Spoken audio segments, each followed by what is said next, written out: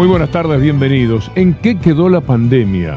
Preguntará usted. ¿Por qué ha quedado de lado entre la guerra y la discusión del acuerdo con el Fondo Monetario Internacional? No hay mucha información sobre lo que está sucediendo. Vamos a compartir con ustedes inmediatamente estas novedades, estas noticias, estos números que tienen que ver justamente con lo que hoy podemos decir de la pandemia como un elemento que vino a profundizar la enorme desigualdad que hay en el mundo. Lo dice Guterres, nada menos, de las Naciones Unidas.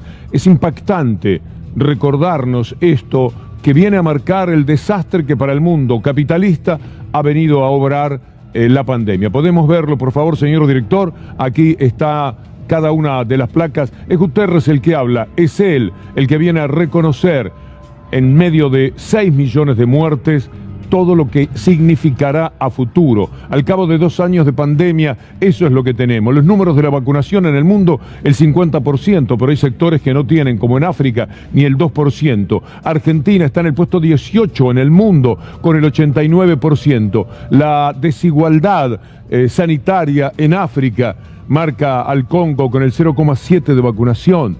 Miren ustedes, Ruanda con el 75%, sorprende. Somalia con el 13%. Sudáfrica apenas con el 36%. Digo apenas porque es un país con mejores posibilidades que muchísimos en África. La pandemia olvidada, pero todavía muy lejos de terminar. Miren ustedes lo que está sucediendo en Hong Kong en estos momentos. Hay un rebrote que tendría que enseñarnos a tomar nota de lo que pasa en el mundo, porque esto perfectamente puede volver a suceder en cualquier lugar, también en la Argentina. Por eso esto que vamos a ver de Hong Kong es tan importante.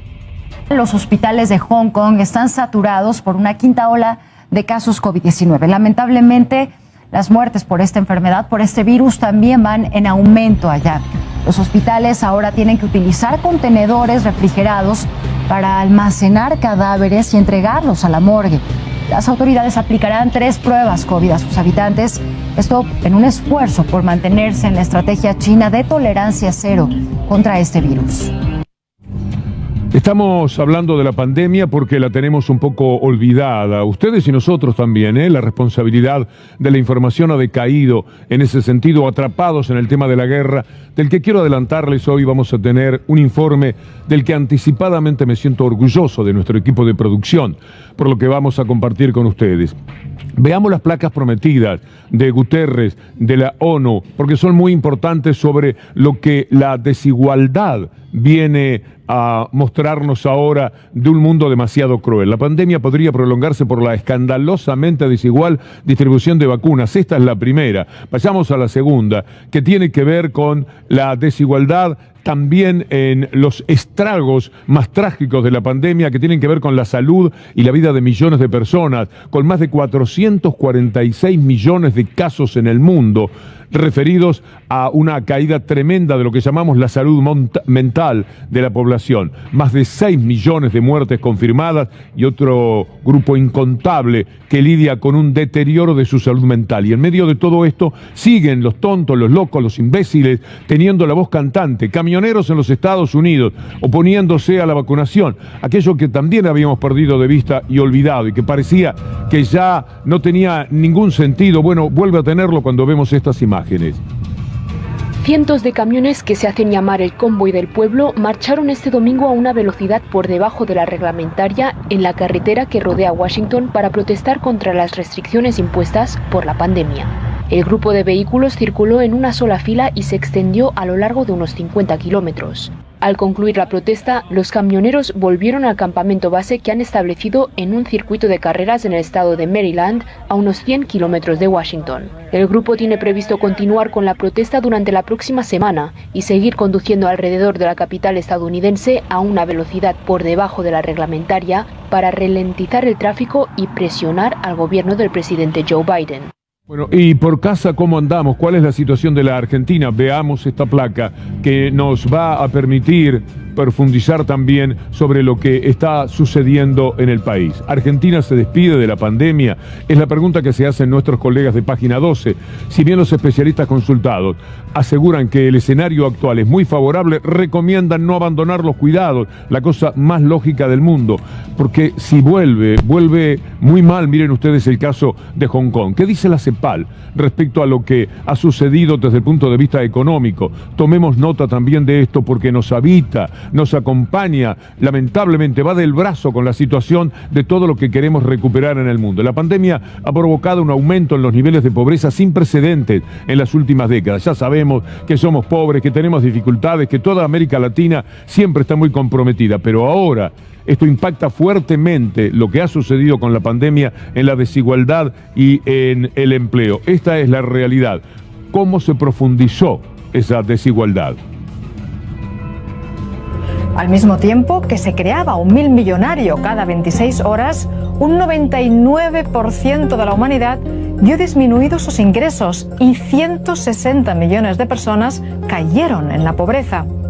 Por otro lado, unos cuantos multimillonarios, el 0,001% de la población mundial, vio aumentar su riqueza en un 14%.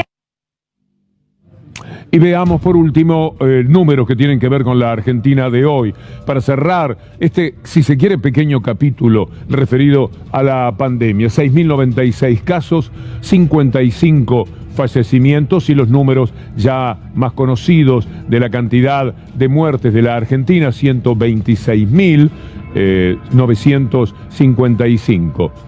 La vacunación en un nivel muy alto, vieron ustedes la posición de la Argentina, el número 18 en el mundo. Cuando volvamos, después de una tanda de 3 minutos, vamos a presentarles a ustedes un material que tiene que ver, por un lado, con la guerra y por otro lado con las mentiras de la guerra, pero también con lo que está sucediendo entre Estados Unidos y Venezuela, que abochorna y avergüenza y condena además todo lo que se ha dicho en la Argentina por gente del periodismo y por políticos diciendo lo que ustedes conocen de Venezuela. Y ahora va a Estados Unidos a golpear la puerta de Venezuela. Entonces pasan la noticia desde los Estados Unidos y hay un periodista entre tantos que dice, no, eso es una fake news. Y yo lo entiendo a ese periodista, porque no puede ser, no se puede creer. No le fueron a preguntar a Guaidó, fueron a Maduro, que es el verdadero presidente, lo fue siempre, de Venezuela. Tenemos eso. Y después lo tenemos a Putin, no solamente en el oso, sino en un águila, a caballo, etcétera, para que ustedes vivan lo gracioso que resulta cuando en TN dicen que cuidado, lo de Putin andando en un oso no era para tanto, porque el oso estaba amaestrado. Estos temas que parecen mentira y otros más dolorosos, como que Zelensky ahora, después de toda la muerte que llevó a su país, de todo el desastre que realizó, pensando en que iba a tener el acompañamiento de la OTAN, ahora se queda tan solo que dice, bueno, de la OTAN nos vamos a olvidar. ¿A usted le parece que puede ocurrir esto? Sí, y se lo vamos a contar en 2 minutos. La guerra, el petróleo y el doble estándar. De eso vamos a hablar para empezar con el tema de la guerra. Lo primero, prometiéndoles un material que los va a emocionar, que les va a hacer reír y que les va a indignar. Todo eso, pero siempre con el propósito de entender qué es lo que sucede, porque si no entendemos de qué serviríamos nosotros aquí, y ustedes también trabajando de ciudadanos, que eso es lo que se hace cuando uno trata de informarse. Vamos a empezar con los grandes productores de petróleo, ya que en ese tema estamos. ¿Quiénes son los productores más importantes en el mundo? Tome nota, Estados Unidos, Rusia, muy cerca uno del otro, Arabia Saudita, después viene Canadá, Irak, China, Brasil, Estados Unidos, Emiratos Árabes Unidos, Irán, Kuwait. La crisis del petróleo y el doble estándar nos tienen que permitir entender cuál es el porcentaje de la dependencia que tiene Europa de Rusia, porque este es un tema en juego y es el que ha determinado la soledad espantosa en la que quedó Zelensky. Europa depende del combustible ruso. Mire, 27% del petróleo, 40% del gas y 27% del carbón. Europa patea las sanciones a Rusia por el frío invierno. ¿Cómo le van a decir a su gente, desconéctense, porque estamos en guerra con Rusia? Esto no lo podrían entender. Y de este porcentaje es del que tiene celos los Estados Unidos y por eso también es el enorme promotor de esta brutal guerra que tantas vidas está costando a ucranianos fundamentalmente, pero también a rusos. Vamos a mostrarles el gran negocio de los Estados Unidos. ¿Por qué toda esta demencia de Biden y de todos los que lo acompañan desde adentro de Estados Unidos? Vende el gas a Europa un 40% más caro que lo vende Rusia. Esto es acelerar la puesta en marcha de sus terminales de licuefacción, porque naturalmente hay que licuar al gas, para llevarlo en barcos, y esto lo encarece enormemente. Y los europeos, tan dependientes militarmente de Estados Unidos, tienen que aceptarlo, pero no al punto tal de decirle a Rusia, mirá, nosotros vamos a cerrar acá los grifos para que no ganes un centavo y nosotros vamos a matar de frío a nuestra gente. En esto no pensó Zelensky. ¿Se puede ser tan poco estadista de lanzar a su país al dolor de una guerra que tenía perdida de antemano, pensando que esta gente iba a condenar a millones de habitantes, miles de millones de habitantes, a morir de frío? Es imposible aceptar lo que ha hecho Zelensky, y ya lo vamos a tener diciendo ahora que bueno, que entonces la ida a la OTAN de Ucrania, bueno, se va a bajar de eso. Ahora, después de tanta muerte, miren ustedes a Biden. Ahí está anunciando la suspensión de las importaciones de Rusia, como si esto fuera mucho, porque si no lo acompaña Europa es nada. Vean ustedes, el 7% apenas.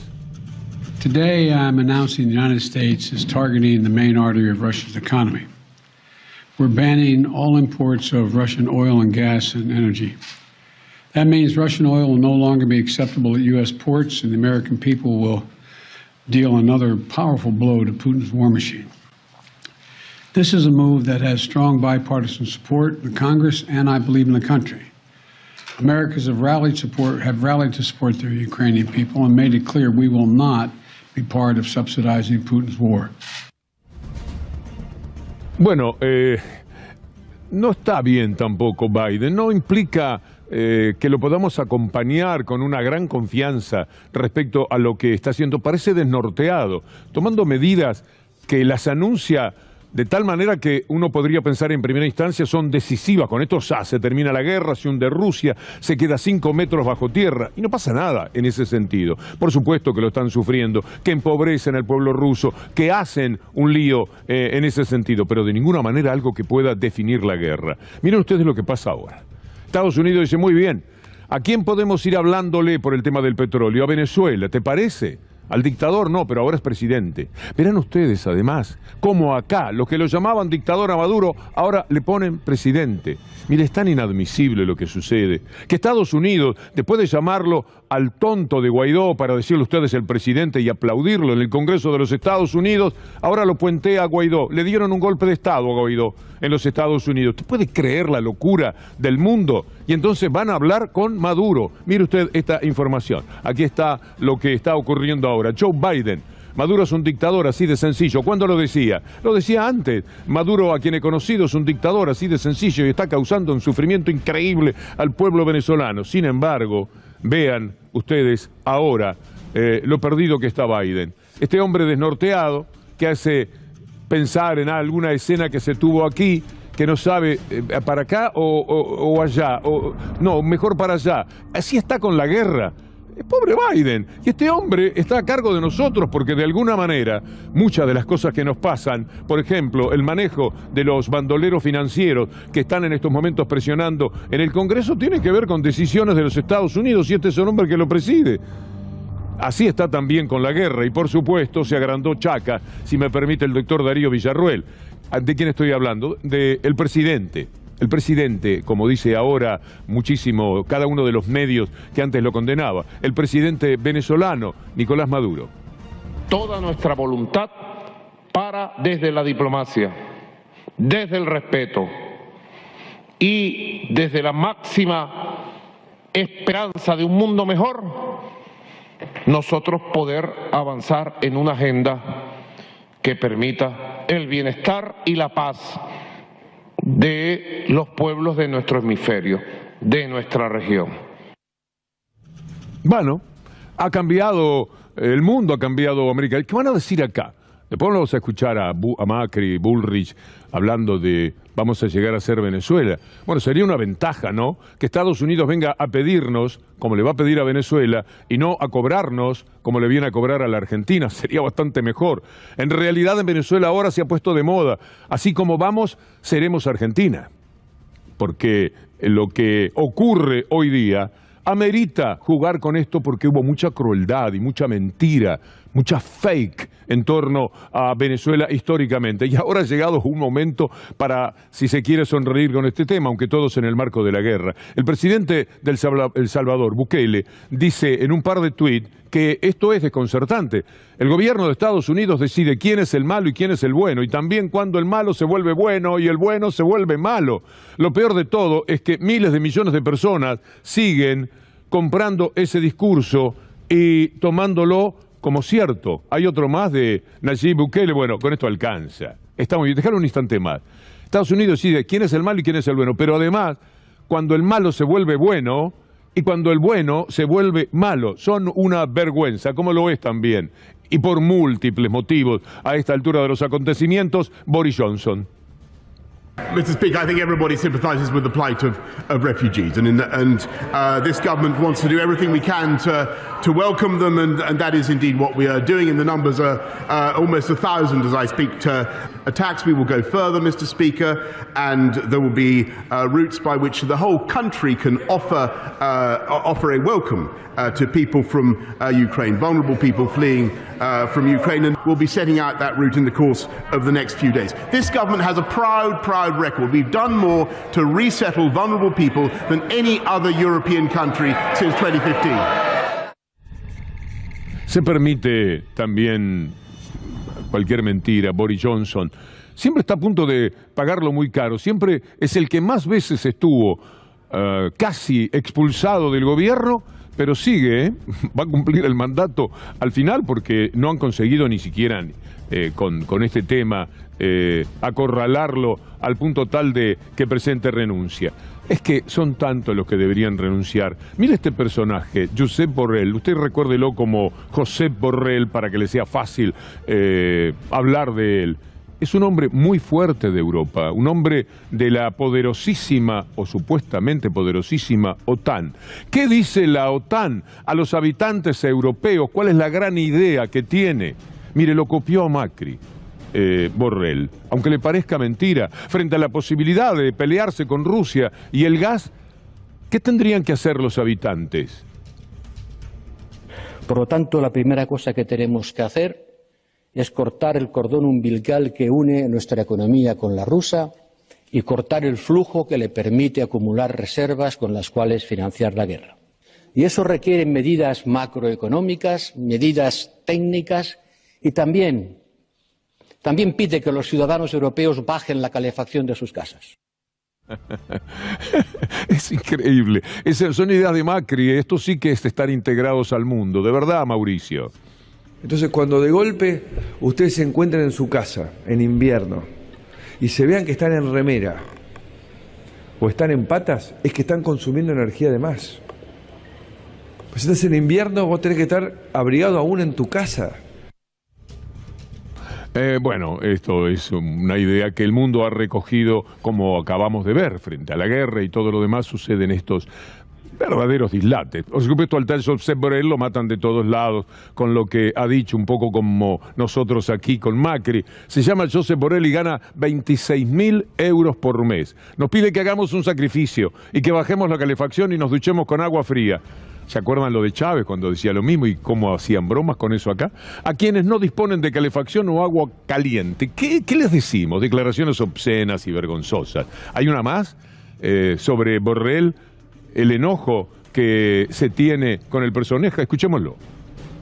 Hay una enorme irresponsabilidad por parte de Borrell al plantear esto así y decírselo a la ciudadanía sin haberle dicho antes a los oligarcas de las eléctricas, vamos a hablar también de oligarcas, que se han forrado con la subida del gas en el último año. Sánchez Galán ha batido récord de beneficios, ha ganado 36.000 euros al día, el presidente de Iberdrola, y esos señores no tienen que cortar nada. Somos nosotros los que tenemos que cortar el gas, dice Borrell. Además, morirse de frío cierta gente, porque este mes de marzo no está siendo precisamente un mes cálido. Por tanto, el mensaje primero hay que lanzarse a los grandes empresarios, a las grandes empresas, advertirles de que se le van a recortar los beneficios y luego ya se valorará si hay que decirle al ciudadano, oiga, tendría usted que recortar ciertos niveles de consumo, cosa que de momento yo creo que no es necesario y menos en España. Habló de los grandes oligarcas de las compañías eléctricas y demás. De algo de eso entendemos por acá. Pero bueno, no vamos a incursionar en esto porque quiero volver a esto que se plantea entre Estados Unidos y Venezuela. Vamos a hacer un recordatorio, porque no puede ser que todo les resulte gratis. Los desastres, los desatinos, los dislates que cometen en el manejo del mundo, y nosotros ahí asistiendo impávidos y perplejos, atónitos, a cuanto ellos hacen. Vamos a recordar cómo recibían a Guaidó, cómo lo proclamaban a Guaidó los que ahora van a hablar con Maduro. Nicolas Maduro is a dictator. There is no doubt about that, and media censorship is a hallmark of dictatorships. The United States continues to recognize the 2015 National Assembly as the last remaining democratic institution in Venezuela, and consistent with that, the person chosen by the National Assembly to be its president as the interim president of Venezuela, Juan Guaidó. Yes.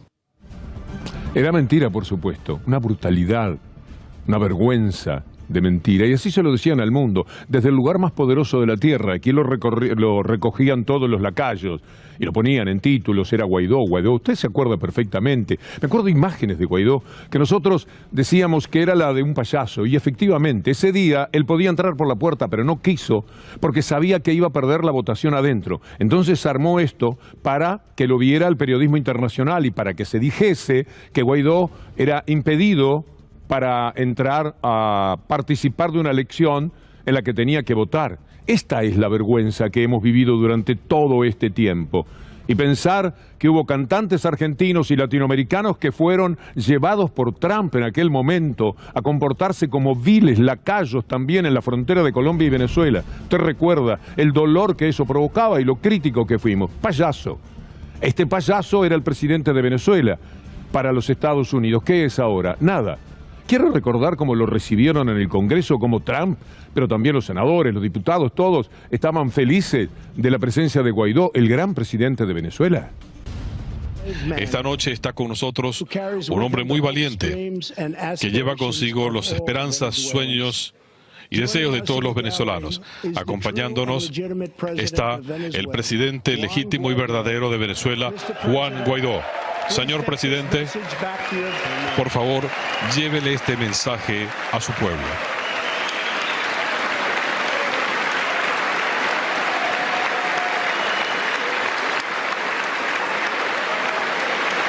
Pobrecita América Latina, pobrecitos nosotros. Qué patio trasero, el baño de atrás. Qué vergüenza. Ahí estaba coronándose como presidente, pero ahora en el apuro y en la urgencia, la guerra, el petróleo, las necesidades económicas, el presidente es el presidente. Y la ofensa brutal que le entregaron a Venezuela y que apoyaron cuanto lacayo andaba suelto, libre y en condiciones de hablar en nuestra América Latina apoyaba. Recordemos alguno. Quiero expresar mi apoyo a la decisión del presidente de la Asamblea Nacional de Venezuela, Juan Guaidó, reconociéndolo como presidente encargado de ese país. Llegó a tener embajada en la Argentina. Honor a Alberto Fernández, que lo primero que hizo fue sacar esa embajada acá. Dijo, esto es una vergüenza, váyase, le dijo una señora que le habían puesto de embajadora, y que Macri recibía, bueno, como Patricia Bullrich, encantados de la vida con el maravilloso cambio, el golpe de Estado que ellos pensaban que habían dado en Venezuela. Y sin embargo el golpe de Estado es al revés, porque ahora el que echaron es a Guaidó. Quienes están en el verdadero gobierno, el gobierno reconocido por todos los países del mundo, el de Juan Guaidó, el gobierno interino, es el que ha planteado una propuesta de hacer una consulta popular, y sí apoyen lo que plantea el gobierno de Juan Guaidó. No dan vergüenza a estos personajes, pero les sale gratis, ¿eh? También a Estados Unidos y a Biden y a Trump, a todos ellos. Nos hacen cualquier cosa, lo que se les antoja. Se ríen de nosotros. Cuando se dan vuelta y brindan con alguna copa de champán, dice, ¿cómo salió esto? Salió fantástico, presidente. Estuvo impecable. Y el tipo acaba de mentir. El hombre acaba de decirle al mundo lo que no es verdad. Pero con toda la canalla mediática de España, porque son de las empresas, de la Argentina, porque son las propias empresas que mandan, y así sucesivamente. Y con esa complicidad consiguen que estos tristes personajes todos los días estén abofeteando al mundo. Por eso es bueno poder cada jornada refutarlos. Por lo menos eso. Mire usted lo que pasa ahora con Maduro. ya no es el dictador. Decreto que califica a la dictadura de Nicolás Maduro. Caramba, ahora es delegación de Estados Unidos, viajó a Venezuela y habló sobre energía con el gobierno de Maduro. Ajá, y esto lo están haciendo todos, porque naturalmente hay que encarar las cosas de otra manera.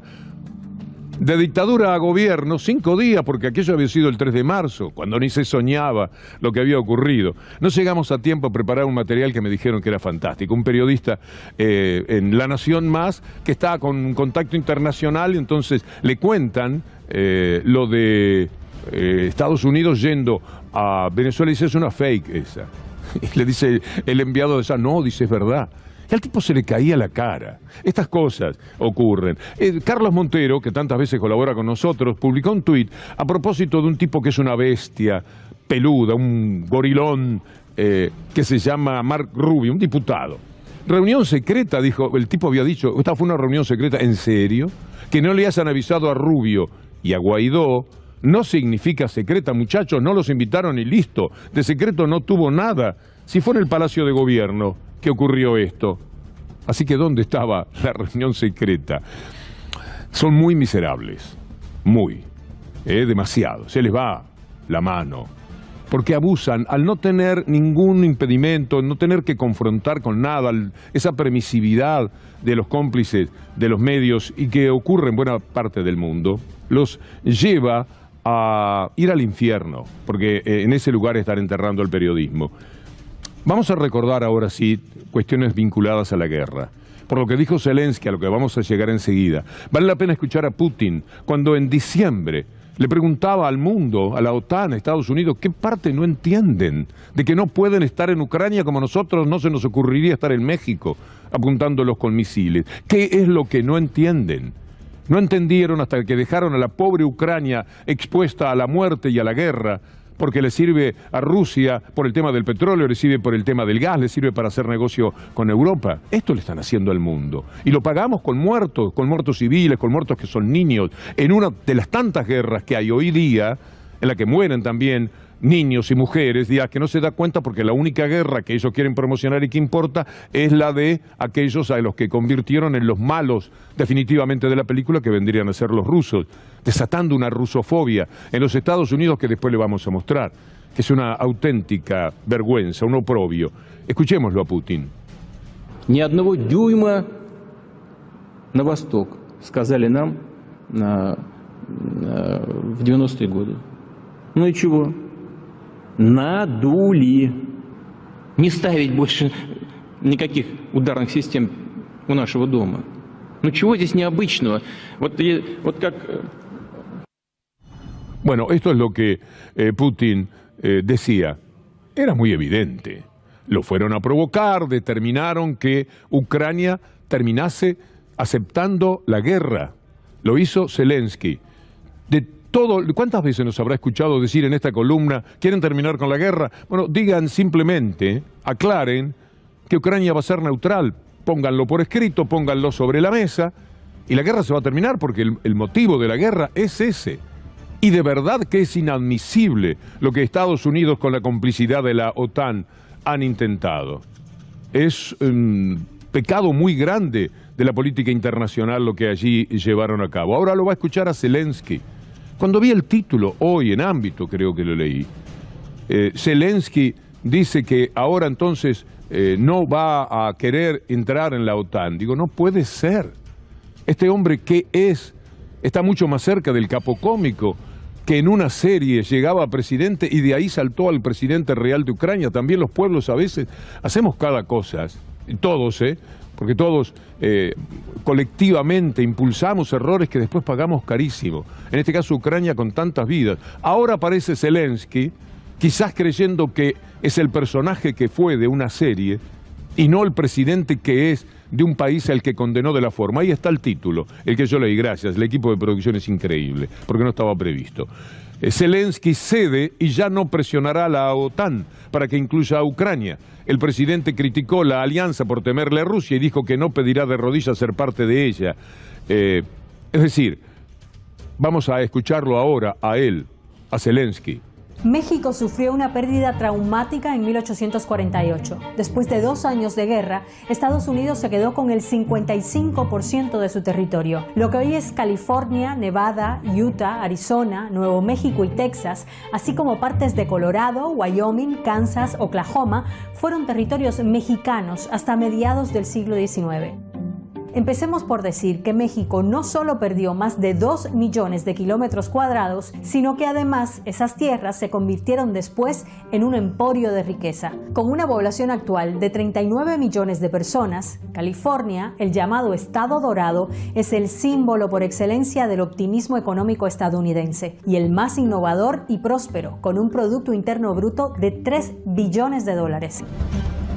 Siempre fue igual, y esto lo intenta a través de la OTAN con el dominio político, es decir, no necesita ser al mismo tiempo presidente de Lituania, de Rumania, de todos los países que fueron incorporando a la OTAN. Le basta con ganar esos terrenos, que es donde tiene preeminencia política y económica, y finalmente se convierte en el que manda. De a poco, el entreguismo de los grandes de Europa lleva a los pequeños, a esos también ser un poco el patio trasero de los Estados Unidos, porque ya no tienen los viejos ejércitos. Ya ahora todo lo que tenga que ver con armas y ejércitos está en manos de los Estados Unidos fundamentalmente, por eso no van. Y porque además, ¿sabe una cosa? No están dispuestos los ricos, muy ricos de Europa, a que les tiren bombas cerca de su casa y a tener que vivir lo de Ucrania. ¿Qué presidente, por más que pensara que tiene razón Ucrania, que no lo pueden pensar, podría desatar una guerra contra Rusia y exponer a París, a Londres, a Madrid, a Roma y a todas las demás ciudades al desastre de las bombas? Hay una sociedad elitista que es muy poderosa. Robaron al mundo, se han quedado con el mundo en ese capitalismo salvaje. ¿Para qué? Para después morir ellos y sus hijos con las bombas por una guerra que es de otros, aunque tengan que reconocer alguna vez que es propia. Por eso pasan las cosas. Zelensky no supo leer esto. Si usted ha seguido la columna, sabe que no lo estamos diciendo hoy porque Zelensky dijo lo que dijo. Podríamos en incontables ocasiones, desde que se iba a desatar la guerra, decir que de la guerra tenía la culpa la OTAN y Estados Unidos. Rusia se estaba defendiendo de esto que es el ataque perpetuo de Estados Unidos con todo lo que le apetece en su sentido imperial de dominar el mundo. Lo vimos quienes amamos la historia con el Imperio Romano, se vio cuando Hitler quiso hacer lo que quiso hacer, se ve cuando Rusia se ha expandido, cuando todos los países guerreros y que quieren dominar el mundo se han expresado de esa manera. ¿Qué novedad tenemos al respecto? Mire usted cómo lo han hecho con la OTAN. Vamos a ir con un mapa que de pronto se va a acelerar para que usted vea lo que han hecho. Cuando llega 2004, van teniendo el mapa de esa manera. Así avanzaron. De 4 países que eran, se llevaron todo por delante. Biden en 1997, hace 25 años, decía esto. Would be to admit the Baltic states now in terms of NATO-Russian, U.S.-Russian relations. And if there was ever anything that was going to tip the balance, were it to be tipped in terms of a vigorous and hostile reaction, I don't mean military, in Russia, it would be that. Es decir, él sabía lo que iba a desatar, lo supo siempre, por eso lo hacía. No, decía, no podemos hacerlo. 2004 marcó una fecha clave en la cual empezaron a avanzar. Y se llevaron por delante todo. ¿Podían los rusos asistir a esa embestida sin decir nada? Porque encuentran un presidente afín a Occidente y que entrega toda la cultura oriental a manos de quienes les venden bebidas gaseosas bien promocionadas, que más o menos también de eso se trata, como vamos a ver en algún tramo. Mire lo que hace Zelensky en estas mismas horas en las que dice, bueno, salgamos de lo de la OTAN. Cosa que, dicha y ratificada mañana pasado, va a terminar con la guerra. Puede terminar inmediatamente la guerra cuando firmen que nunca van a avanzar sobre Ucrania. Pero mire cómo él, a lo Guaidó, se luce frente al Parlamento británico. We will continue fighting for our land, whatever the cost. We will fight in the forests, in the fields, on the shores, in the streets. We are thankful for this help. And we and I'm very grateful to you, Boris. Please increase the pressure of sanctions against this country, and please recognize this country as a terrorist state. Por eso es que quizás el mundo se vuelve dramático, tratando de quedar bien con el Parlamento británico. ¿Qué le agradecía Zelensky a los británicos? Que le mandaron aviones, ejércitos, participaron de la pelea, le mandaron saludos, unos billetes, que como decíamos el otro día, ¿qué van a hacer con ese dinero? ¿Lo van a mostrar por la ventana para amedrentar a los rusos? Es todo un disparate. Estamos dentro del cercenamiento de la inteligencia al límite que no se puede soportar, porque a fin de cuentas son hombres que por algo están allí, algún grado de inteligencia tienen que tener. John Mearsheimer es un gran pensador de la universidad más importante de Chicago. Les mostramos a ustedes lo que dijo. Lo vamos a hacer otra vez porque contra este hombre y contra muchos más norteamericanos y rusos se ha decretado una verdadera rusofobia. Escuchemos primero una partecita de algo que ustedes ya vieron. But I actually think that what's going on here is that the West is leading Ukraine down the primrose path. And the end result is that Ukraine is going to get wrecked. What we're doing is encouraging the Ukrainians to play tough with the Russians. We're encouraging the Ukrainians to think that they will ultimately become part of the West, because we will ultimately defeat Putin and we will ultimately get our way. Bueno, y por supuesto los ucranianos están jugando con esto.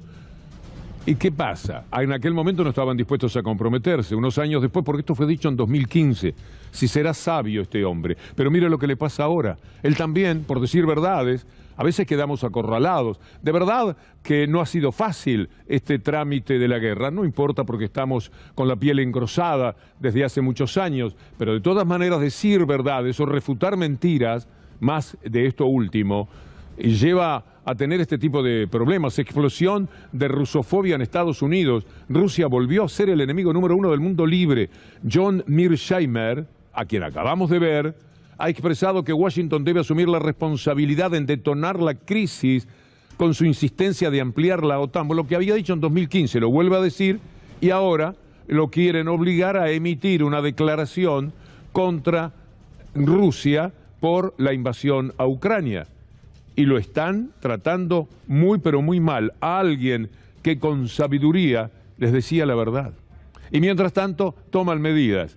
Se va la Coca-Cola de Rusia, mirá cómo tiemblo. Se va McDonald's, largas colas de los románticos que querían comer la última hamburguesa, como cuando llegó McDonald's y entonces corrían, porque Occidente tiene una capacidad de penetración tremenda y por supuesto había apetencia. Hay una película de las más maravillosas de la historia del cine europeo, Goodbye Lenin. ¿Se acuerda? Aquella señora a la que no le querían contar que había caído el comunismo. Ya estaba el capitalismo adentrado allí, pero no se lo decían sus hijos. La protegían de algo que la podía matar. Era una noticia atroz para esa mujer comunista.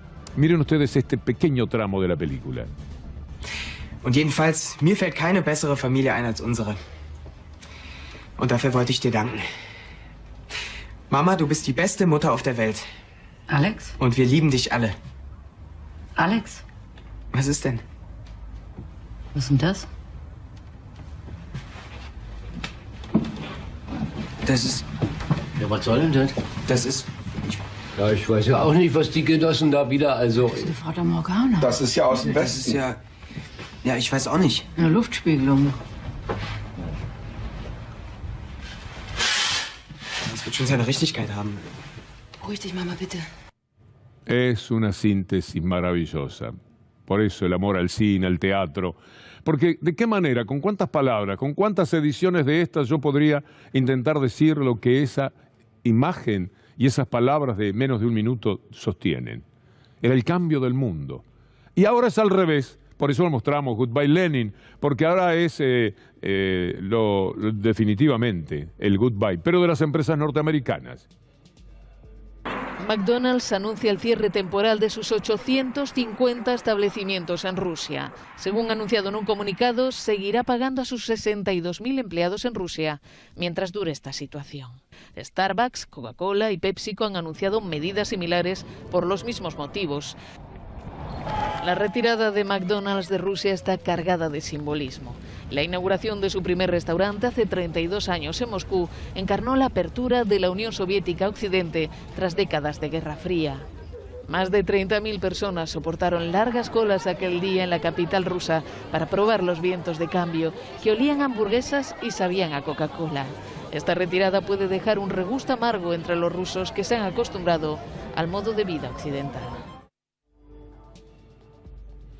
Y bueno, 32 años más tarde, esto que estábamos contando, se van las empresas rusas. Goodbye McDonald's podría más o menos ser el título de una película ahora.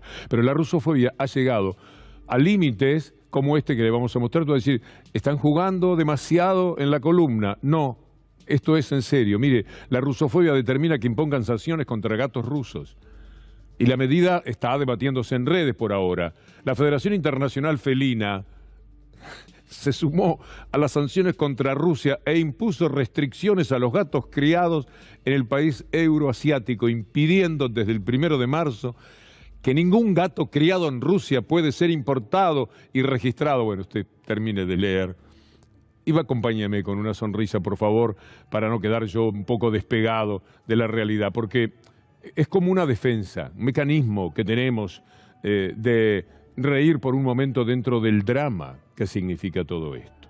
Mire lo que sucede con muchos dicen, y yo creo que estoy de acuerdo, la mejor soprano del mundo en la actualidad, Anna Netrebko, que viene este año al Teatro Colón. Anna Netrebko, la formidable soprano rusa, no quiso condenar al régimen de su país como le estaban exigiendo en Estados Unidos, como le exigen al gran profesor de la Universidad de Chicago y a todos los que se puedan llevar por delante. No dijo, condenó el ataque, le angustió la guerra, pero no dijo que estaba mal Rusia. Y como no lo dijo, la echaron del Metropolitan, la casa de teatro más importante que hay en el mundo, por todo lo que significa hoy día respecto a las grandes figuras. Veámoslo. A Russian superstar soprano will no longer perform at the Metropolitan Opera because of her ties to Vladimir Putin.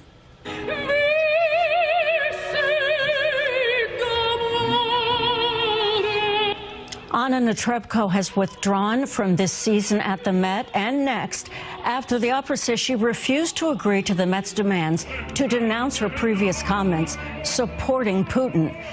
This is Netrebko as the diva in the Met production of Tosca. She has performed with the Met Opera Company for 20 years. The Met says Netrebko will be replaced this season by a Ukrainian soprano. Sí, que también es maravillosa. Tienen escuelas formidables, pero miren ustedes hasta el dato político. Una rusa es cambiada por una ucraniana por parte del Met. A esto están llegando con la rusofobia. Usted no sabe lo que es esta mujer. Las colas que se han hecho. Aquí estuvo en Buenos Aires. Es una gloria de la historia de las artes. Se la llevaron por delante. También a Valery Gergiev, uno de los máximos directores que hay en el mundo, porque no va a condenar a su país. Es muy difícil hacerlo. Les pedían una cosa imposible. Hasta en el caso hay que respetar el silencio. Pero no, lo querían llevar por delante, obligarlos, ponerlos de rodillas. Celebro que haya personas como Netrebko o como Valery Gergiev. Celebro que el mundo todavía tenga gente que resista. Estoy totalmente de acuerdo con ese espíritu de dignidad que puede fluir de las personas todavía frente al embate de la imbecilidad y este mundo acostumbrado a llevarse todo por delante. Amo más que nunca a Netrebko y ojalá la vida me dé la oportunidad de volver a aplaudirla por esto y subirme a un asiento y aplaudirla con las manos cerca del techo, porque valoro su dignidad, porque ella pierde muchísimo y porque además es condenada. Imagínense lo que significa salir en este momento a un restaurante en los Estados Unidos, reconocida como es, las cosas que son capaces de decirle, escondida en hotel, una gloria de las artes. A esto nos han llevado. ¡Viva el coraje! De vez en cuando, viva el coraje, y no estos idiotas que toman medidas como la que estamos comentando, pero hay más, algo que dice el presidente de Turquía, en este caso lo acompañamos. Öğrencilerine sanatçılarına yönelik cadı avını andıran uygulamaları da kabul etmiyoruz. Hale bak. Almanya'da bakıyorsunuz Filarmoni Orkestrası'nın şefi Putin'in arkadaşı diye görevine son veriyor. Ya böyle saçmalık olur mu? Böyle saçmalık olur mu? Öbür tarafta bakıyorsunuz Dostoyevski'nin eserleri. İtalya'da, Avrupa'nın değişik ülkelerinde. Bu eserlere yasak getiriliyor. Ya böyle saçmalık olur mu? Bunun tarihte Bağdat'taki kütüphaneleri yakıp yıkan Hülagü'den ne farkı var? Aynı bunlar. Y en esto tiene plena razón. Es intolerable. Y después viene todo lo que es el mundo de mentiras. Nosotros los vamos a simbolizar con una que ya vieron ustedes, pero por otro recorrido que queremos hacer. ¿Se acuerda de esta foto de Putin en un oso? Bueno, esta fotografía motivó que hubiera todo tipo de crítica, por supuesto en la Argentina. Todo aquel que es amigo de la fake, las mentiras, enemigo de Rusia, amigo de... ¿Qué sé yo? Yo no sé cómo se puede escribir lo que, por ejemplo, escribió el diario La Nación. ¿Se acuerda de lo que señalaban de Putin a partir de esta fotografía de Putin en el oso? Machismo, sexualidad y la infancia sin amor. Que después le atribuían, por supuesto, porque todo el plan maléfico que tienen es relacionarlo con Cristina Fernández o con Alberto Fernández. Entonces, la infancia sin amor también se la atribuían desde La Nación Mate, desde el canal de Macri y los Aguirre a Cristina Fernández de Kirchner. Bueno, lo hace saber a través de sus servicios de prensa, mostrándose cada vez que puede con el torso desnudo y en situaciones extremas, montando un oso siberiano y blandiendo un fusil. Mire usted lo que pasó en TN. Muchachos, no tienen posibilidad, de acuerdo a lo que me adelantan que vamos a ver, esto es de asombro, no tienen chance de chequear un poco mejor. Ya habían pasado algunos días de que aparecía Putin en el oso. Ya se sabía que era mentira. En realidad basta mirar la fotografía para darse cuenta que es un armado, una especie de Photoshop o algo por el estilo. Veamos lo que pasó en TN. Recordemos además el perfil de Putin que se viene mostrando en todos los últimos años como el hombre fuerte, en torso, sí, de verdad, montando osos, nadando, sumergiéndose con un submarino en aguas heladas. Un dato para que te fijes, dijiste algo muy importante y quiero, porque esto me lo comentó una de las fuentes hace unos días sobre Putin. Me dice, no crean todo lo que ve, el oso estaba maestrado. Doy este dato porque me lo señaló la fuente. Igual yo no me subo arriba de un oso ni... No, tampoco. Bueno, te quiero decir que para que formó parte... No, pero está bien, hay toda una campaña entonces... Bueno, estas son las famosas fuentes a las que recurren. Es amigo, lo sigo queriendo, pero ¿por qué? ¿Qué pasó? ¿Qué necesidad de esto? Así que habló con una fuente que le dijo, ojo, no se crean que Putin es ese machote que él quiere aparentar y que nosotros criticamos. Estaba maestrado el oso, es decir, cualquiera lo podía subir, cosas cómodas como esa de subirse un oso, por más que le digan a uno que está maestrado. Pero es gracioso finalmente.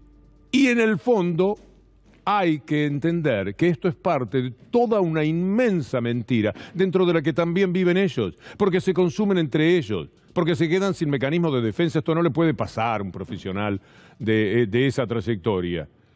Basta ver la fotografía. Por supuesto, a raíz de esto han aparecido todo tipo de fotografías de Putin, que también anda en un águila, de esa manera. Miren la mirada, es una mirada que provoca más temor que la del águila. Presten atención a Putin. ¿Qué animal es este? El oso. ¿Es un oso eso? Un carpincho, en un carpincho va. Acá está todo chequeado, ojo, Mirá lo que hace el tipo para mostrar que es el machote del mundo. El oso desde ya, una ballena, con una Sputnik a la espalda, la vacuna. ¿Esto qué es? Qué mal, qué flojo que estoy en materia de animales, ayúdenme. Bueno, colibrí y Putin así, muy campante. Se merecen que les tomen el pelo, de verdad. Ahí lo tenemos. La mirada esa desde el águila es un verdadero logro. porque es más peligroso que se te tire Putin encima a que lo haga el águila. Putin en su momento desmintió lo del oso. I wonder this because one of the images that we see of you in the United States is without the shirt on the horse. What's that about? Я отдыхаю. Есть ваши коллеги российские, есть интернет. Ну, так, чтобы совсем уж целенаправленно мы это не делаем. Берут то, что нравится. У меня очень много фотографий в рабочей обстановке, в бумагах, в кабинете, но это никому не интересно. Я видел фотографии... You're saying they like the shirtless photos. Хотите сказать, что людям нравится, когда вы сфотографированы без рубашки? Знаете, я видел фотографии свои, когда я скачу на медведе. Но я на медведя пока не скакал. Но фотографии такие есть. Pero tranquilidad porque se trata de osos amaestrados. Llegó Gustavo, ya está con todo listo, Gustavo Silvestre. Hola Gustavo, ¿cómo va? Gran programa, nos espera. Nuestro buque insignia llega en exactamente un minuto. Hay que hablar de un mundo, como va a ser ahora Gustavo Silvestre, que está bastante denorteado. Miren ustedes al presidente, el hombre más poderoso supuestamente en términos políticos del mundo, que no sabe qué troley hay que tomar para seguir. Y este señor hace la guerra, se lleva por delante un país, un continente, pone sanciones. Allá, no, perdón, ¿es por acá entonces? ¿O para allá? Díganme, alguien que me ayude, por favor, que llegue a minuto 1 y tengo que ir hacia alguna parte. Agradeciendo a Anabela Sánchez, a Julián Capazo, a Federico Ferro, a Juan Pimonte Songanía, a Pato del Vecchio, a todos. Hasta mañana si Dios quiere.